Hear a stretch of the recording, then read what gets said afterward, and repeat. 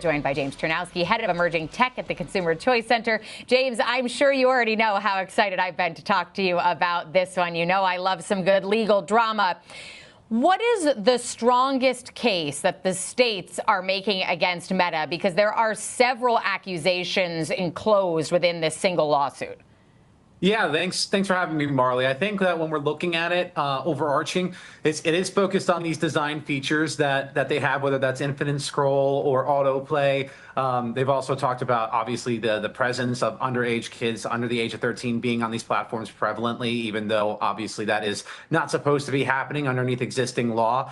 Currently, if you're under 13 years old, you're not supposed to have Facebook accounts or any kind of social media accounts right now. But, yeah, we've seen reporting of kids as young as 8 being able to go and circumvent those limited controls that are out there right now to go and get access to those accounts, right? So they argue that basically by having features like autoplay, by having infinite scroll, that this is basically hooking kids into staying on their platforms longer than they might otherwise should. And that's the crux of it. They think that this is causing, irreparable harm to our children, and therefore these companies must be held accountable because they have not done enough. And really, the other part of this argument too is that they're kind of leaning into, I would say, some of the revelations from Frances Hogan's era when she was at the company and then left to go and say that basically they knew that there was, negative mental health consequences of social media, and that they still went and chose to basically prioritize their product over children. Yeah, I saw some of that in the opening statements that they brought that back up, saying they knew it, they hid it, they denied it. But Meta is expected to argue that these features are how users discover and consume content, likely going to invoke First Amendment rights here, that they can't infringe on the speech that is a part of the content. Content and speech usually go hand in hand in these cases. How strong do you think that defense is here, James?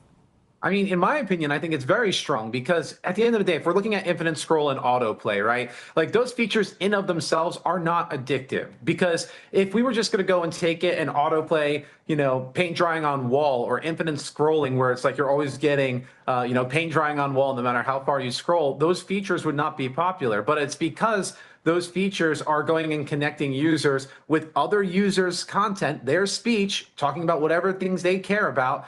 That is a direct implication of the government then here potentially trying to go and dictate how a company is conveying speech to users. And that is going to raise significant First Amendment considerations. Then when you're looking at the types of content that states have taken issue with over the years, whether it's been eating disorder content, suicidal ideation, mental health more broadly speaking, at the end of the day, those are still protected topics underneath the First Amendment of the Constitution, number one. And number two, the company, you can also almost assuredly expect them to go and invoke Section 230 because it is not the company's speech in of itself when talking about any of these topics. Therefore, they're going to say, hey, we understand your concerns here, but that's not our speech here. This is something that somebody else is saying, and we're just basically the intermediary here. We're hosting and allowing anybody to go in and basically say what they want on our platform, largely speaking. Therefore, we should not be found liable for what other people are basically going and spreading. And the big argument from the states is that it has damaging mental health effects for these users, these children that are using it. But you say there's some murkiness around the data that they're using in terms of this evidence that it's damaging or how damaging it is. Walk me through that.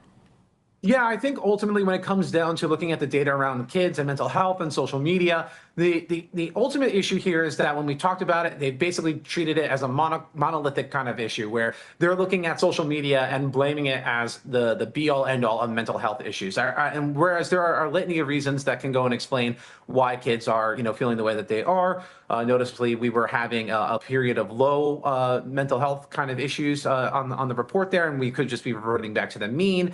You could also go and look at the fact that there is no actual causal studies that are out there that go and say that social media is resulting in mental health outcomes. There are a whole host of different things that are going on socioeconomically and culturally that are putting pressures on kids that were not there even 20, 30, 40 years ago that are very present right now. So I think that on top of that, too, while you have plenty of studies that might go and say that there might be some, positive correlation kind of things between most social media and mental health, there are also other studies that go and show that kids are benefiting from having access to that technology because it's giving them a sense of connection and community that they didn't otherwise have. Like if I think about myself, I grew up where I didn't quite fit into one kind of, subset of group of people, if you will, in my offline world. But in the online world, you can go and find one thing, let's say, and you found a community of people that share that singular thing with you. And that allows you to form connections and get a community with people that you otherwise did not have previously, right? So again, I think that the data itself is a little bit murky because it